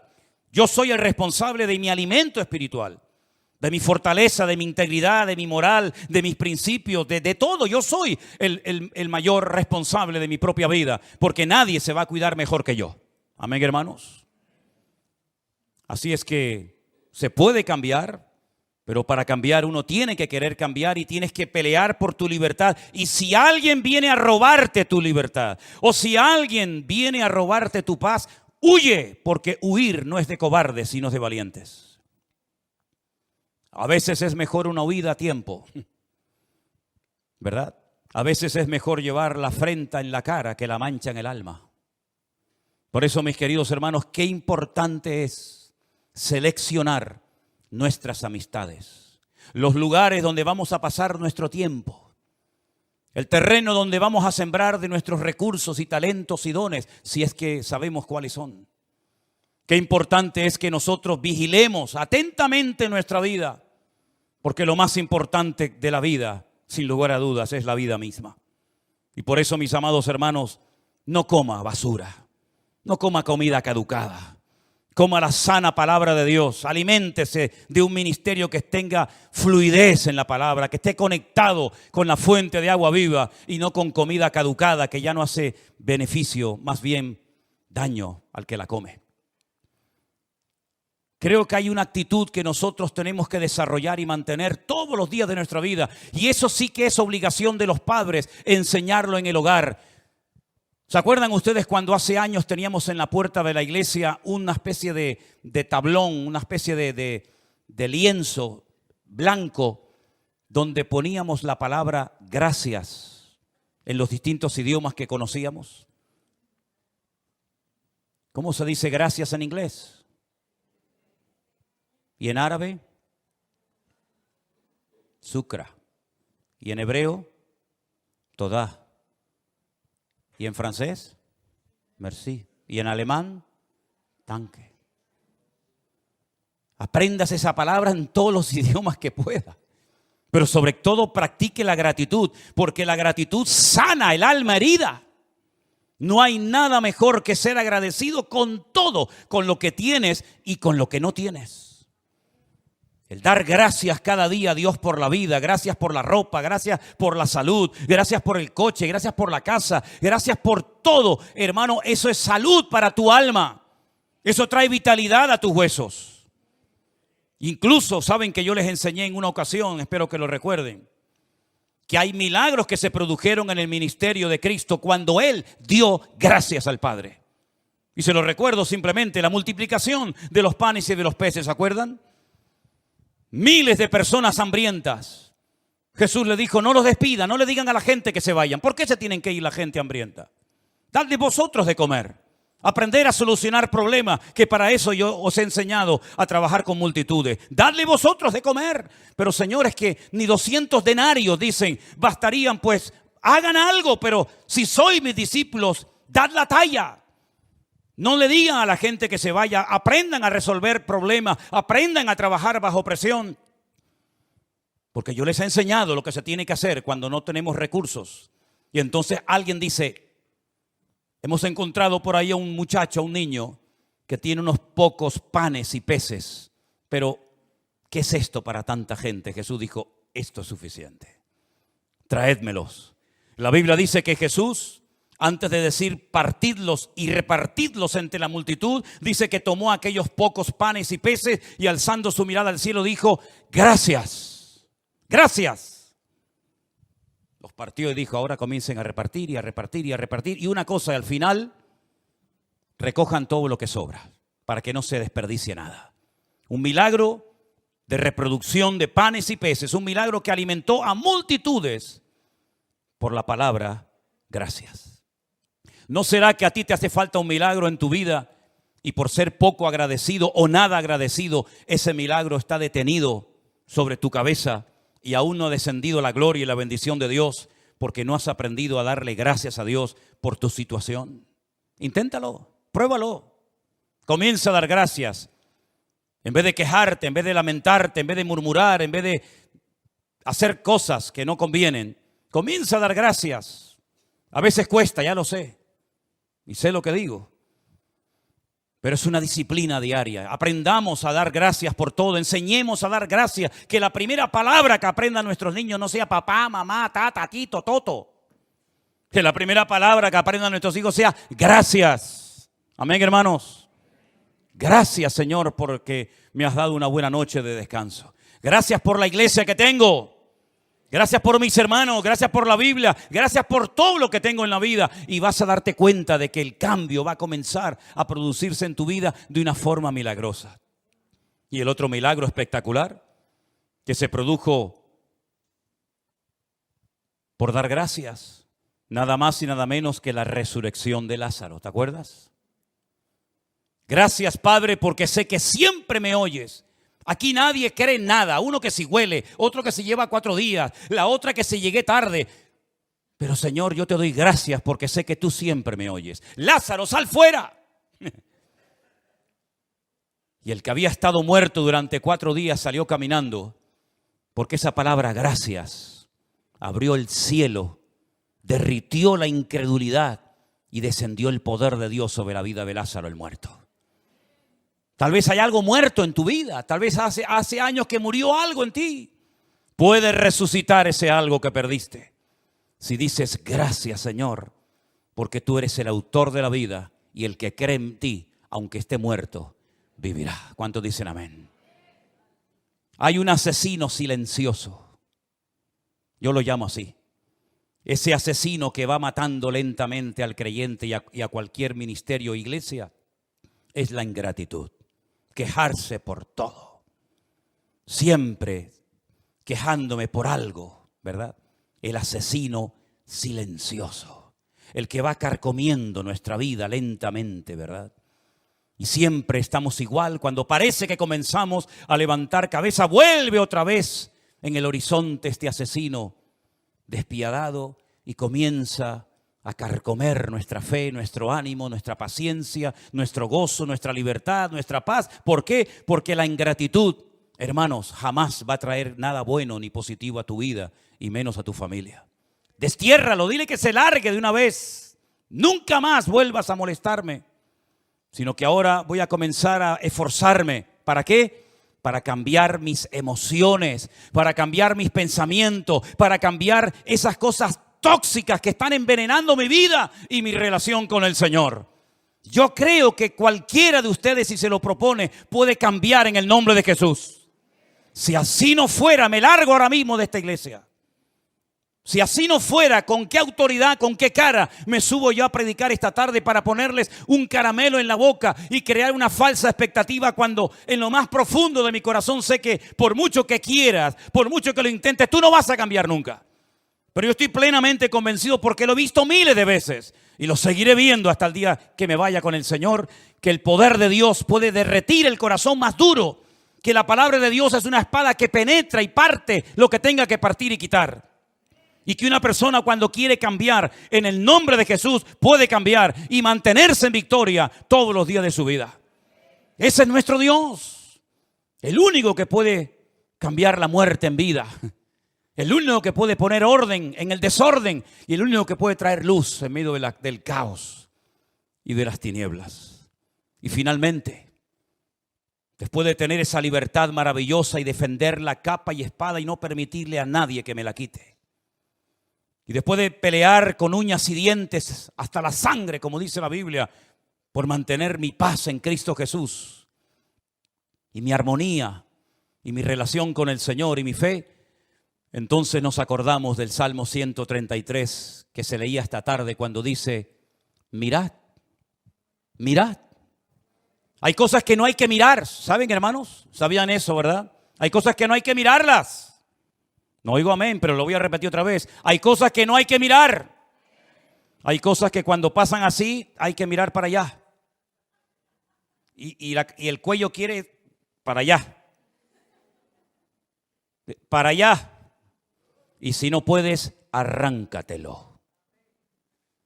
Porque la Biblia dice: mejor es entrar con un ojo al cielo que no entrar teniendo los dos. Hay cosas que no hay que mirar. Y sobre todo mirar atrás nunca, jamás. Pero aquí dice la Biblia: mirad, esto sí quiero que lo miren. ¿El qué? Qué maravilloso, qué delicioso es. Delicioso, lo compara con una comida sabrosa, ¿no? Habitar, estar los hermanos juntos en armonía. Dice el Salmo 133, es como el buen óleo sobre la cabeza, el cual desciende sobre la barba de Aarón, y baja hasta el borde de las vestiduras. Es como el rocío del monte Hermón, que desciende sobre los montes de Sión. Y el monte Hermón está allí, en el norte, en los altos del Golán, y el monte de Sión está abajo, en Jerusalén. Pero hasta allí llega la bendición. No se pierde por el camino, porque allí es donde Dios envía bendición y vida eterna. Sinónimos de la palabra armonía: equilibrio, concordia, arte de ganar y de enlazar los acordes, unir diferentes instrumentos musicales con diferentes sonidos, pero de tal manera que suenen bien y que no sea un caos la trompeta, la batería, el saxo, el oboe, el trombón, la tuba, la guitarra, sino que muchos músicos, muchos instrumentos de cuerda, de percusión, de viento, unos pequeños, unos grandes, pero oye, cuando hay una armonía y una buena dirección, aquello es un deleite impresionante, que hasta la fiera más salvaje es capaz de calmarla una buena música. Hasta las gallinas con buena música ponían más huevos y con mala música se morían. Yo les conté cuando vendí un coche a un señor que criaba caracoles en Galicia. Y cuando fui por la tarde a llevarle el coche que yo en aquel momento estaba vendiendo, me llamó muchísimo la atención que tenía un campo lleno de grama, de pasto, de césped enorme, con unas columnas de sonido mucho más grandes que esta, a todo volumen. Allí en pleno campo no había nadie. Yo le dije: pero ¿para qué pone usted la música a todo volumen? Aquí en el campo, ¿quién le va a oír? Dice: los caracoles. Digo: sí. Dice: los caracoles. Me dijo: está demostrado que cuando la música golpea en el caparazón del caracol, salen, se ponen como contentos y empiezan a comer, a comer. ¿Sabe que cuando uno está contento o triste no para de comer? Hay gente que cuando están con angustia comen y cuando están alegres comen. El caso es que algunos no paran de comer, porque pasan de la alegría al desánimo en 10 minutos, ¿no? Pero sea como sea, los caracoles oían la música, se ponían contentos y comen, y comen, y comen. Y le digo: ¿y? Dice, así cuando los peso para venderlos, pesan más y me da más dinero. Así que no se extrañan si algún día ustedes entran aquí a la iglesia y ven la música a todo volumen para tenerlos a ustedes contentos, para que coman más de la palabra de Dios, que es la que trae refrigerio y bendición y vida eterna a tu corazón. ¿Cuántos dicen amén? Fuertes aplausos a nuestro Dios. Aleluya. Qué bueno es Dios. Qué bueno es el Señor. Quiero que lean conmigo esas 4 sugerencias o propuestas que les lancé esta tarde. Número 1, dígalo conmigo, cambiar es posible. Más fuerte, cambiar es posible. Hay gente que hasta sin Dios, fíjense lo que les digo. Yo he conocido muchachos que no creen en Dios, que tuvieron muchos problemas durante años con la droga o con el alcohol y que se propusieron cambiar y cambiaron y lo dejaron sin ser cristianos. ¿Cuánto más? Teniendo a Cristo en nuestros corazones, podremos cambiar.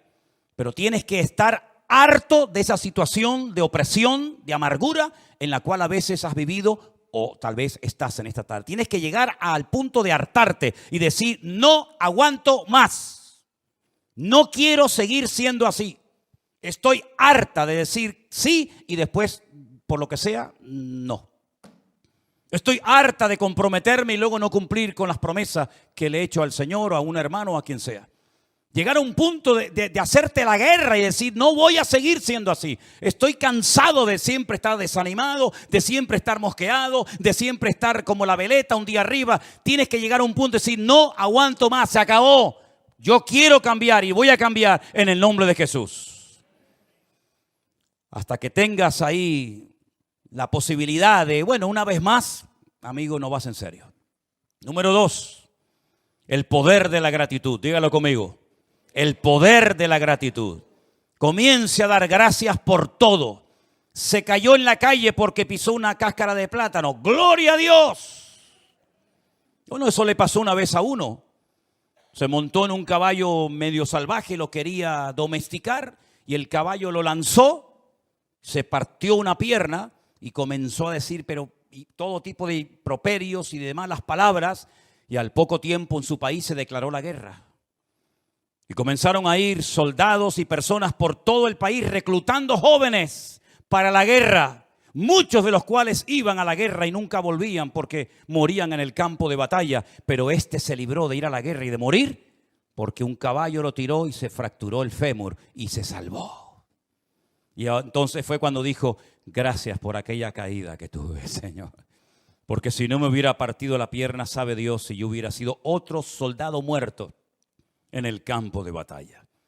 Comenzar a dar gracias. Y no es una cuestión de sentir. Porque yo no soy un hombre de sentir. No me emociono. Bueno, estoy emocionado. No. Es cuestión de proponértelo. Es como una disciplina, con ganas, porque con ganas, ¿quién no lo hace? Pero sin ganas, solamente la persona madura. ¿Sabes cómo puedes? ¿A cuántos les gustaría saber si tú eres una persona madura o no? Espiritualmente hablando. Comenzarás a darte cuenta de tu madurez el día que te preocupes menos de tus problemas y te ocupes más de en ayudar a los demás. Ese día tu madurez será una madurez real y no teórica. Cuando tus problemas ya no te preocupen tanto, sino que tu objetivo sea bendecir a Dios y ayudar al mayor número posible de personas, ese día habrás comenzado a descubrir el secreto de la madurez en Cristo. Número 3, el asesino silencioso. ¿Cuál es? La queja, el lamentarme. Estoy harto de la vida, nadie me entiende, nadie me comprende. Si yo tuviera otra mujer, si yo tuviera otro hombre, si me hubieran salido otros hijos, si yo hubiera sido más alto, si yo hubiera sido más bajo, si yo hubiera nacido en Estados Unidos, si yo hubiera nacido en Japón, si yo hubiera, olvídate de eso hubiera. No, hermano, no vivas de sueños. La realidad tuya es que es aquí ahora donde tienes que pelear la buena batalla y dedicar tu vida a cambiar tu corazón para la gloria del Señor. Y finalmente, emociones tóxicas. ¿Qué son emociones tóxicas? Bueno, a veces emociones tóxicas son hábitos y costumbres, estilos de vida que tenemos que nos dañan aquí en la cabeza, nos dañan, nos perjudican. Estar todos, por ejemplo, todo el día quejándonos, como hemos dicho, no ver lo que Dios te está tratando de enseñar y demostrar con esa situación, con esa circunstancia que estás viviendo. No eres capaz de ver más allá de tus narices, ¿verdad? Siempre tú eres el centro de atención. Esas emociones, esas sensaciones, esas palabras, esos pensamientos, tienes que desterrarlos de tu vida. Estás bien y de repente empiezas a sentirte mal, no quiero vivir, no quiero comer, no me hablen, apaga la luz, no quiero hablar con nadie, vete de aquí, no, déjame solo. ¿Hasta cuándo vas a estar así? ¿Hasta cuándo vas a estar así? Es cuestión de madurar, es cuestión de crecer. Los problemas no se crearon, los problemas no son para los animales. ¿Qué problema tiene un león? Que otro le montó a la hembra. Pues le va, lo mata, le corta el cuello y se acabó. Problema solucionado. Los problemas no son para los animales. Los problemas vienen a los seres humanos. Pero cuando los seres humanos no saben tratar con sus problemas, se convierten en bestias y en animales. Entonces no te comportes como un animal, porque Dios te ha dado una mente para decir cómo puedo solucionar esta situación. Y si sigues haciendo lo mismo, no vas a esperar resultados diferentes. Tienes que cambiar, porque si sigues y sigues con el mismo método, observando el problema siempre del mismo prisma, no vas a cambiar tu modelo de vida. Y por eso es importante que digas, Señor, ¿qué estoy haciendo mal? ¿En qué estoy fallando? Estoy repitiendo y suspendiendo continuamente la materia porque no termino de aprender el mensaje. Señor, ayúdame para ver y para comprender qué es lo que tú me quieres enseñar. Si tú pones en práctica estas 4 puntos o conceptos,